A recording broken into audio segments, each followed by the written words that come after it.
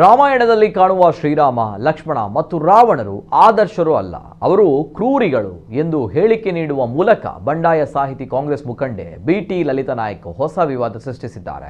ಈ ಹೇಳಿಕೆ ಸಾರ್ವಜನಿಕ ವಲಯದಲ್ಲಿ ತೀವ್ರ ವಿರೋಧಕ್ಕೆ ಕಾರಣವಾಗಿದ್ದು ಪೊಲೀಸರು ಸ್ವಯಂ ಪ್ರೇರಿತ ಪ್ರಕರಣ ದಾಖಲಿಸಿಕೊಂಡಿದ್ದಾರೆ. ಧಾರ್ಮಿಕ ಭಾವನೆಗಳನ್ನು ಹಾನಿಗೊಳಿಸುವ ಉದ್ದೇಶಪೂರ್ವಕ ಯತ್ನವೆಂದು ದೂರಲಾಗಿದೆ.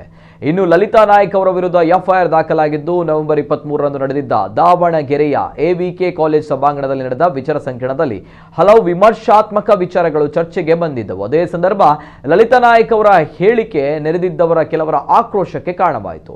ಬಳಿಕ ಅವರ ಹೇಳಿಕೆ ಸಾಮಾಜಿಕ ಜಾಲತಾಣದಲ್ಲಿ ವೈರಲ್ ಆಗಿ ವ್ಯಾಪಕ ಚರ್ಚೆಗೆ ತಿರುಗಿತು. ಧಾರ್ಮಿಕ ಭಾವನೆಗಳನ್ನು ಕೆಣಕುವ ಕೆಲಸ ನಡೆದಿದೆ ಎಂದು ಪೊಲೀಸರು ಸ್ವಯಂ ಪ್ರೇರಿತ ಪ್ರಕರಣ ದಾಖಲಿಸಿಕೊಂಡರು.